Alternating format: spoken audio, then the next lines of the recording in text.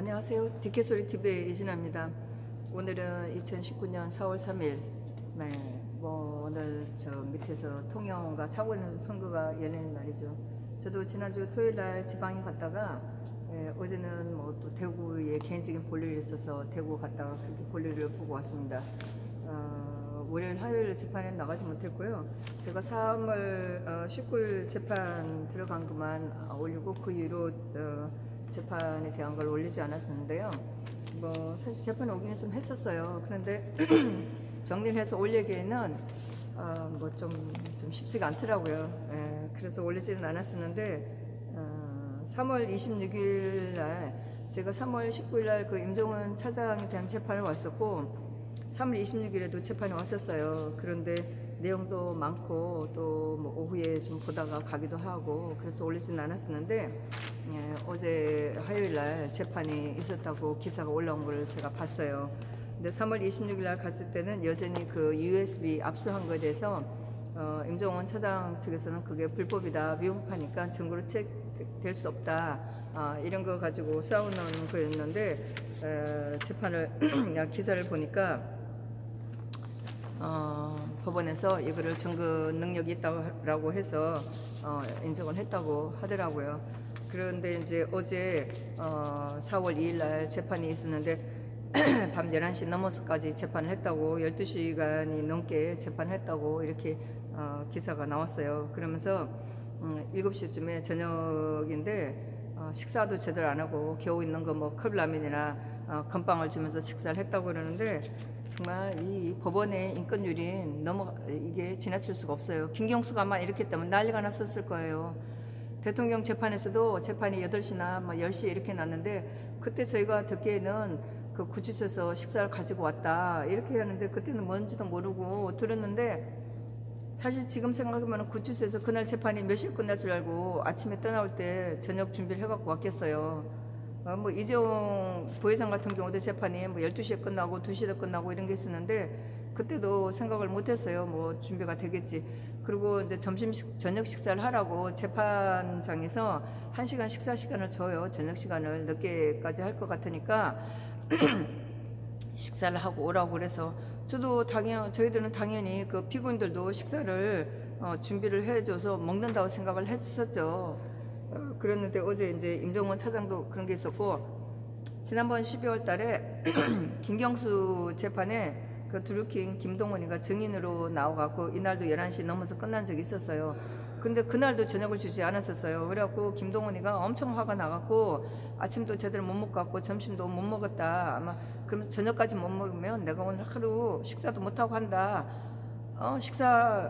그러면서 엄청 화가 났었어요. 그러니까 그때 김경수 변호사가 5명이 6명이 돌아가면서 신문을 했는데 엄청 김경수를 확 짓밟았었죠. 근데 식사도 안 주고 그렇게 하는 거 보고 김동원이가 엄청 변호사들 짓밟으면서 했는데 9시쯤이 돼갖고 좀 휴식 시간에 있었는데 그 성창호가 먹을 거 있으면 좀 주라고 진짜 거지한테 주는 것처럼 이렇게 얘기를 하더라고요. 그래서 비스켓 있는 걸 좀 주고 그날 법원에서 그 법원 직원들이 저한테도 비스켓을 좀 줬었어요. 물도 한 통씩 주고 그런데 여전히 지금 이런 짓을 하고 앉았어요. 아니 재판이 늦게까지 될 것 같으면 중간에 충분하게 식사 시간 1시간 정도를 주고 밥을 주던가 해야지. 사실 배가 고프면 엄청 화가 나고 짜증이 나잖아요. 근데 어제도 이 짓을 했다고 얘기를 하는데 거기다가 이제 증인으로 나온 사람이 현재 그 부장 판사 어디 듣기에는 이제 춘천이라고 얘기를 하더라고요. 정다주라는 여자 부장 판사가 나왔다고 이렇게 얘기를 하는데 분위기 보니까 뻔하죠. 검사들 하는 짓이. 그러면서 이 여자가 하는 거는 정부장 판사는 임 전 차장의 지시에 따라 정교조, 법의 노조 효력 정지 사건 검토 문건, 원세현청 국장원장 등 사건에 대한 보고서 등을 작성한 내용을 맞는다. 법원에서 일하면서 아니 그럼 이런 일도 안 하고 그냥 먹고 놀라는 건가요? 결국은 당시 했던 모든 일들이 지금 문제가 되는 거예요. 제가 점심시간에 아는 분하고 같이 식사를 하면서 보니까 정호분이 사실 그 식사의 매너는 좀 여자한테 먼저 서빙을 해야 되는 게 매너로 있거든요. 근데 뭐 한국에서는 그런 거 뭐 있나요? 식당에서 뭐 매너가 있나요? 뭐 되는 대로 종업원들이 하는 거죠. 어쨌든 그런 식으로 이제 남자분한테 먼저 서빙을 하고 저한테 서빙을 했어요. 한국에서는 그러니까 그렇게 살아왔겠죠. 그랬는데 이런 거 같은 경우는 법으로 따지면 아니 일 갖다 제대로 따지면 왜 여자한테 서빙 안 하는데 이렇게 따질 수 있는 문제예요. 지금 임종원 차장님 건도 제가 봤을 때는 그런 건이에요. 아무 문제 없이 살아왔다가 이걸 가지고 법이라고 법의 잣대를 갖다 대면서 임종원 차장한테 그걸 직권남용했다고 이런 식으로 묻는 꼴이죠. 아니 그러면은 그 사람이 자기 직책이 있으면서 어떤 일을 하면은 밑에 있는 사람한테 이거 문건 검토하고 작성하라고 하는 게 당연한 거지. 이게 지금 와서 문제가 된다고 하는 꼴이죠. 이 여자도 하면서 보면서 조사를 받을 때 사법 권한을 남용하는 부분이 많이 포함됐고 비밀스럽게 작성에 부담을 느꼈다. 아니 우리가 일을 하면서 비밀스럽게 하는 것도 많지. 그럼 당연히 부담을 느낄 수가 있겠죠. 같은 직원이 몰라서 옆에 있는 직원이 모르게도 작성하는 경우도 많아요. 회사에서 어떤 새로운 프로젝트를 할 때 당연히 그렇게 하죠. 근데 이걸 가지고 지금 문제를 삼겠다는 거잖아요. 그래서 임종원 차장은 자기가 직접 신문한 경우가 많아요. 근데 어제도 직접 신문을 했는데 굉장히 부담스럽죠. 그러면서 문건에 사용된 법원 동향 파악이라는 용어가 기조 심의관의 업무 범위에 포함된 것이 아니냐 등의 질문하다가 감정이 격해지는 것 같아서 그만하겠다 하면서 신문을 마치고 이제 변호사가 했겠죠. 근데 뭐 하여튼 그 분위기가 제가 가보진 않았지만 어떤지 제가 충분히 상상이 가고 임종원 차장 같은 경우에는 본인이 직접 변론을 하니까 얼마나 다급하고 마음이 얼마나 급해지기도 하고 답답하기도 하고 그러겠어요. 거의 뭐 대통령 재판이랑 비슷해요. 근데 이분은 법을 알고 자기가 변론할 수 있으니까 변론하는데 얼마나 마음이 조급할지 답답할지 안타까울지 정말 충분히 느껴지는 그런 거였었어요. 그러면서 이렇게 보니까 2014년 정교조 법외노조 효력 정지 처분 사건과 관련된 내용을 검토한 문건도 뭐 박 대통령 잡아내려고 하는 짓이죠. 그래서 재항고 사건을 인용하는 방향으로 검토하라고 임 전 차장이 지시한 것이 아니라고 검사들이 묻는 거죠. 그런데 결국 그런 지시를 했던 것이라고 이 여자 밝혔다는 건데 이 여자 정말 전부 다 하는 짓들이 용기가 눈곱만큼도 없어요. 아무리 뭐 판사고 뭐고 그 재판소에 서면 하는 짓은 똑같아요. 용기 없는 거는 똑같아요. 판사고 검사고 존경받을 인물이 한 명도 없어요. 이렇게 하면서 검사가 정 부장 판사에게 정다주 부장 판사에게 이런 보고서들은 내용이 민감해 다른 심의관들과 공유하지 못했다고 진술해도 맞느냐. 그러니까 임 전 차장이 검찰 조사에서 말한 내용은 증인이 알지 못하므로 유도신문에 해당해 형사소송법에 따라 금지해야 된다. 그러면서 가만히 들으려고 했는데 검사가 전제를 두고 신문하는 게 부적절하다고 비판했다. 이렇게 하면서 이제 검사들이 하는 것에 대해서 좀 불쾌를 걸고 그러니까 검사들은 또 그런 게 불편했겠죠. 그러면서 사사건건 간섭한다고 또 얘기를 하면서 소송 지휘는 재판장이 하는 건데 피고인 측에서 계속 뭘 하지 말라고 하면 이게 과연 누구의 소송인지 혼란스럽다. 검사들이 제대로 해야 말이죠. 좀 개같은 검사들이에요. 그래서 정의신문 중에 계속 이 제기를 하는 건 절차를 완전히 무시하는 심각한 문제다. 이렇게 하면서 검사 실무에 대해 하나씩 가르치려고 지적하고 있다. 당연히 뭐 검사들은 잘난 척하지만은 저희가 이런 재판에 들어봐도 검사들은 우리한테도 욕을 먹어요. 하여튼 이런 재판을 했다고 하고 이번 재판이 내일 또 있어요. 10시부터 했는데 뭐 시간이 어떻게 될지는 모르겠고 제가 그래서 이제 26일 날 그렇게 재판에 들어갔고 어제 재판이 이제 진행됐었는데 임종원 차장 재판은 사실 들어가면은 참 들어가서 응원하면 좋겠다는 생각을 많이 하는데 시간이 그렇게 안 되고 내용도 너무 방대하고 이분은 일주일에 2번 재판을 받아요. 풀로 뭐 10시부터 늦게까지 재판을 받죠. 다 듣고 있는다는 것도 사실 좀 어렵기도 하고 그렇긴 하지만 조금 뜻이 있는 분이고 시간이 되시는 분들은 가서 보시는 것도 좋아요. 거의 뭐 대통령 재판하고 비슷하다고 저는 생각을 해요. 그리고 3월 27일 날 두루킹 김동원 재판이 있었어요. 그 직원들 9명 기소된 그 재판인데 아마 그 재판 그 도두형만 기소가 안 됐고 윤평도 기소가 안 됐고 거의 다 그 추가 구속이 됐어요. 1심 재판이 끝나고 나서 1월 3일 날 그 법정 구속이 됐어요. 그 전에 구속이 돼 있다가 구속 만기돼 갖고 나왔다가 선고를 받으면서 1월 3일 선고를 받으면서 11월 30일이었나요? 하여튼 그때 항소 1심 선고를 받으면서 다 구속이 돼 있었어요. 근데 뭐 3월 27일 날 재판 받으러 나왔는데 뭐 다들 여유가 있더라고요. 예. 그리고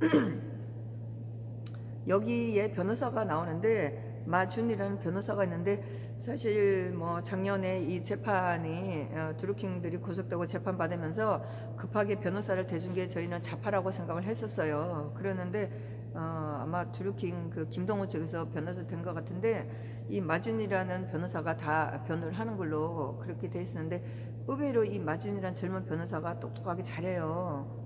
전혀 뭐 기죽지도 않고 하여튼 뭐 대통령 관련된 재판에서 본 변호사들하고 다르게 이 사람이 꽤 잘해요.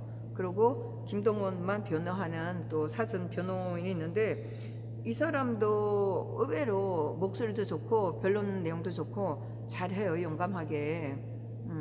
그런데 이제 뭐 재판에 여기서 이제 중요한 거는 1심에서도 마찬가지지만 증인을 불러달라고 했는데 증인을 안 불러줘서 이 재판 불공평하다. 이 김동원의 그 사전 변호인이 증인을 안 불러주고 이 재판 불공평하니까 나 이 재판 변론 못하겠다 하고 그래서 나간 적이 있었어요. 근데 항소심에서도 이 재판에서 그 노무현 그 노회찬 마누라를 증인을 불러야 된다.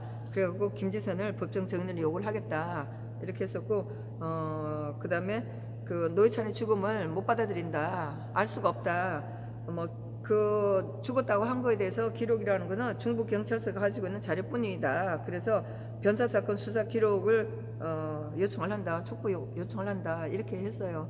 아마 요거는 이제 주시해서 봐야 되겠죠. 그렇게 해서 이제 재판은 두 번째 재판은 4월 19일 날 3시에 한다고 했는데 사실 뭐 항소한 이유는 별로 없어요. 뭐 그 김경수한테 킹크랩 프로그램 보여준 거는 사실이고 하니까 거기에 대해서는 다툴 부분이 없고 다만 이제 그 선거 불법 선거 개입한 거 노회찬의 불법 선거 자금된 거 요거만 갖고 다투는 거라 그렇게 뭐 재판할 내용은 없을 거예요. 그래서 4월 19일 날 재판하는 걸로 이렇게 했었고 그리고 3월 28일 날 2시에 우병우 수석 재판이 있었어요. 우병우 수석이 1월 3일 날 석방되고 나서 두 번째 받는 재판이고 또 민간인 불법 사찰했다고 해서 그 전에 진행돼 왔던 최순실 씨를 몰랐다고 위증했다고 하는 거 하고 안정범 수석한테 법적 자문해줬다는 거 이거 가지고 재판 받는 그거하고 병합해서 받는 이제 두 번째 재판이었는데 차문호 판사고 거기에 이제 좌파 여자 판사 하나 넣은 게 김민기였잖아요. 그리고 최양석은 그대로 있었던 판사 배석 판사고 이렇게 했는데 이날 차문호 판사가 엄청 친절하려고 노력을 하더라고요. 그래서 제가 노트에도 엄청 친절하려고 한다는 메모를 제가 3번 뭐 정도 이렇게 써놨어요. 굉장히 판사들한테도 또 검사 피고인한테도 불편한 게 있으면 얘기를 하라는 이렇게 얘기를 하면서 굉장히 친절하게 했었어요. 근데 이제 이날 검사가 항소한 이유를 쭉 뭐 피트로 1시간 반 자기가 2시간 한다고 하다가 2시간 하겠다고 이러니까 판사가 2시간 한다고 하진 않았냐. 그러니까 이제 판사가 줄여갖고 뭐 1시간 반 하겠다 이래갖고 했는데 뭐 처음부터 끝까지 재판 처음 하는 것처럼 피트로 띄워갖고 항소한 이유가 아니고 공소한 이유를 읽어대더라고요. 그러니까 저는 그냥 밖에 나가 있었어요. 듣기도 싫어갖고. 그때 밖에 이제 또 복도에 몇 번 나와 있었고, 그러고 있다가 이제 변호사가 또 1시간 반 한다고 그러다가 실제로 시간을 보니까 1시간 20분 정도 했어요. 그래서 이제 판사가 거기에 대해서 시간을 이렇게 지켜달라고 한 이유가 있다. 뭐 이렇게 하면서 또 친절하게 또 설명을 하는 거였었어요. 하여튼 그날은 의식적으로 차문호가 친절하게 하려고 하는 그런 분위기를 느꼈는데 나쁘지는 않죠.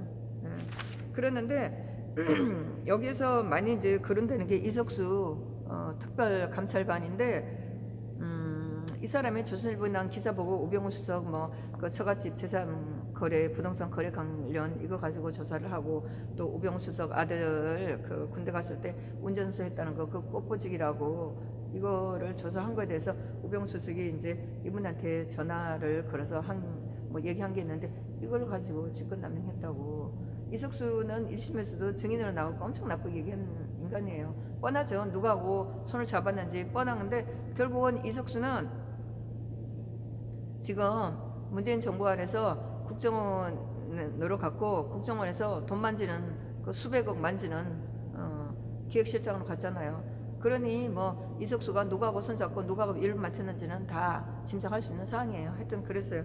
그래서 이 사람에 대해서 조금 더 그 신문이나 심의를 좀 할 것 같고, 그리고 우병우 수석 이제 항소심에 또 다뤄야 될 거는 그 블랙리스트 건인데, 교육감이나 그 국가교육의 적부품 예산을 제대로 썼나, 한국문화예술진흥원의 또 블랙리스트 관련된 거, 뻔한 얘기죠. 그런 얘기 이거 가지고 또 신문을 재판을 좀 할 것 같고, 요렇게 하고 났는데, 그 재판을 서로가 이제 검사나 변호사가 그 항소한 이유에 대해서 서로 이제 피트를 가지고 얘기를 하고 나왔는데, 판사가 차은우가 한 중요한 얘기가 있어요. 그러면서 검사들 보고 무엇을 대상으로 기소를 했는지 모르겠다, 이런 아주 중요한 얘기를 했어요. 만약 이게 직권남용 권리행사 방해라고 하는데, 사실 이 검사들이 한 거는 청와대에서 한 모든 일이 직권남용 권리행사 방해예요. 그러니까 판사가 요걸 딱 집어넣어놨어요. 무엇을 대상으로 기소를 했는지 모르겠다, 아주 중요한 걸 짚었고, 그러면서 이제 변호사들한테는 그 검사들이 요구한 그 기소한 내용이 무엇을 대상으로 기소했는지 요게 답이 나오는 대로 대처를 하라, 이렇게 얘기를 해줬어요. 정리를 해줬어요. 요거는 아주 잘한 것 같아요. 그렇게 해서 이제 요런 쟁점, 그러면서 쟁점의 대상이 정리가 돼야지만 재판을 앞으로 어떻게 이끌어 나갈지 할 것 같다, 이렇게 얘기를 했었고, 또 통신사실 확인 자료도 내달라고 했는데, 요거는 유죄 증거로 쓸 수 없다, 이런 것도 했는데, 전체적인 말은 제가 정리를 못 하겠네요. 하여튼 이런 얘기도 나왔었는데, 차문호 판사가 좀 정리를 좀 잘해줬어요. 그리고 다음 재판은 4월 23일 3시로 하기로 했는데, 일단은 그 우병우 수석이 불구속 상태이기 때문에 재판은 좀 여유있게 이렇게 하는 것 같아서 저희들도 좀 마음이 편했고, 우병우 수석이 이제 두 번째 나오셨는데 1월 3일 날 석방돼서 나올 때보다 얼굴은 굉장히 많이 좋아졌었어요. 다들 제가 본 피고들은 다 마찬가지예요. 구속이 돼 있는 상태로 나왔을 때는 얼굴이 굉장히 경직되고 불안한 느낌이 있었는데, 석방돼서 나올 경우에는 여유를 좀 찾고 얼굴 전체가 좀 얼굴이 편한 그런 분위기였어요. 우병우 수석도 얼굴은 많이 좋아진 그런 모습이었었어요.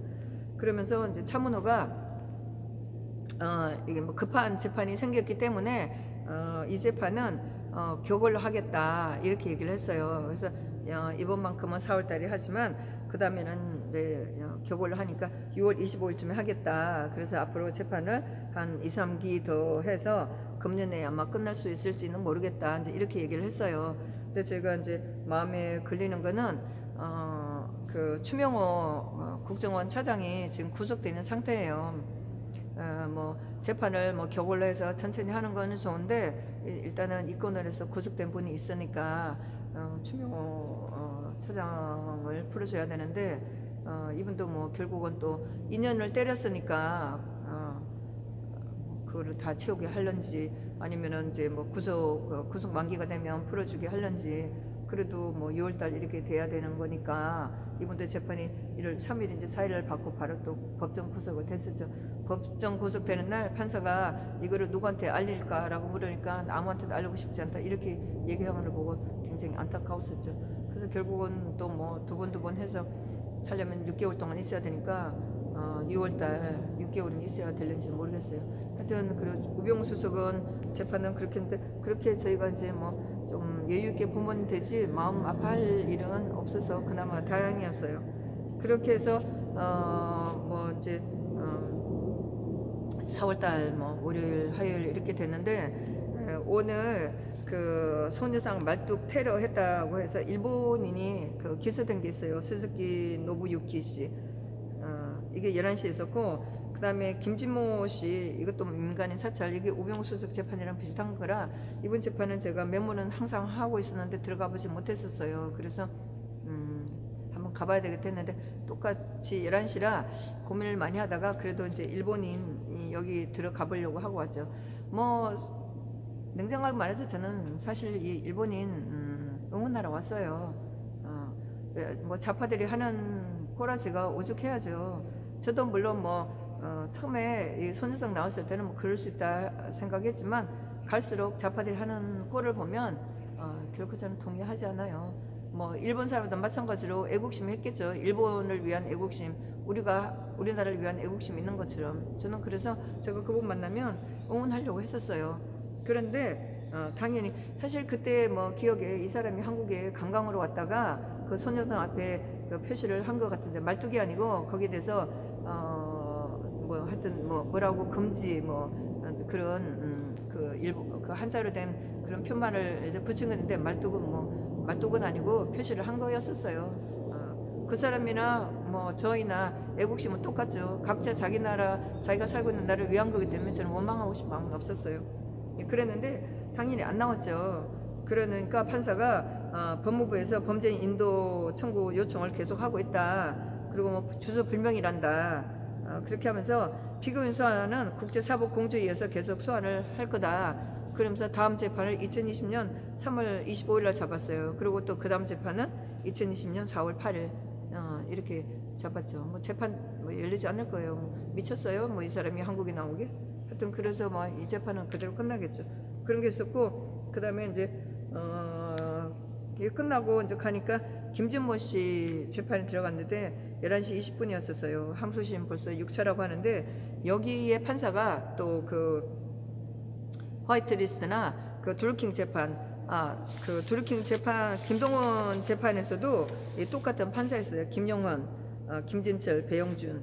여기에 그 대통령 항소심 했던 김문석이만 빠지고 김영헌으로 바뀐 그런 재판부였었어요. 근데 이 사람이 하고 있는데 뭐 내용은 잘 모르겠고, 뭐 증인에 대해서 벌써 6차까지 해왔으니까 뭐 증인에 대한 얘기를 했었고, 나오는 사람 안 나오는 사람 얘기를 한 것 같고, 다시 증인을 누구 한 사람 남아있는 사람 부른다고 얘기했어요. 나중에 정리할 때 보니까 강명구라는 증인을 부른다고, 그래서 5월 3일날 재판을 한다고 하면서 끝냈는데, 이날 증인이 나오든 안 나오든 하여튼 이날은 뭐 결심하겠다 이렇게 끝내버리더라고요. 이게 제가 조금 더 확인해 봐야 되는데, 이분이 그 우병우 수석하고 하여튼 뭐 그 청와대에 있으면서 민간인 사찰을 했다고 해서 하는 재판인데, 우병우 수석하고 추명호 최윤수 씨하고 어떤 관련이 있는지는 제가 좀 더 확인은 해봐야 되겠고, 그래서 여기까지 이제 재판이고, 내는 이제 임종원 차장의 재판인데 나올지는 모르겠고, 그런데 4월 5일 금요일날 강경서 변호사 항소심 선고가 있어요. 뭐 시간 되면 제가 나올지는 모르겠고, 일단 그런 게 있는데, 다음 주 화요일날 4월 9일날 김기춘, 김장수, 김관진 장관님 세월호 문건 시간, 세월호 사건 보고했다는 시간 9시 반인데 왜 10시로 했나, 뭐 이렇게 하는 말 같지도 않는 이런 재판, 요게 2시에 있고, 그 다음에 홍문중 의원 재판이 또 2시에 있어요. 요게 사실 뭐 저는 별로 홍문중 의원에서 관심은 없는데, 최근에 뭐 이분이 그 저희들하고 좀 같이 하는 부분이 있어서 제가 또 마음을 잡고 시간이 되면 가본다면 아마 제가 좀 새롭게 볼 수는 있겠죠. 하여튼 그런 게 있었고, 그 다음에 삼성 노조 와해 건을 해갖고 31명이 삼성 직원이나 그 관련된 직원이 31명이 기소된 건이 있어요. 이게 10시에 있고, 그 다음에 변희재 씨 항소심 1차가 있어요. 오후 2시에요. 그리고 박원동 씨 재판이 있고, 이렇게 있고, 그 다음에 4월 10일 날또 배우카 동지 뭐 집회하면서 조금 뭐 말썽 일어난 걸 가지고 좌파들이 말도 안 되는 거 가지고 또 기우상기 했는데 이게 10시 10분에 있어요.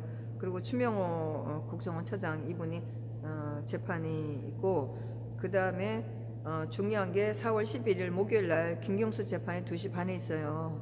그래서 지금 2시 반이라 몇 시부터 와서 줄을 서야 될지 고민이네요. 아마 김경수 지지자들이 떼거지로 몰려올 텐데 우리도 가야 되는데 몇 시에 가야 될지 이게 고민스럽네요. 그리고 4월 12일 금요일 날 3시에 화이트리스트 항소심 선고가 있어요. 굉장히 중요한 날이고 판사가 정신 차려야 돼요. 판사가.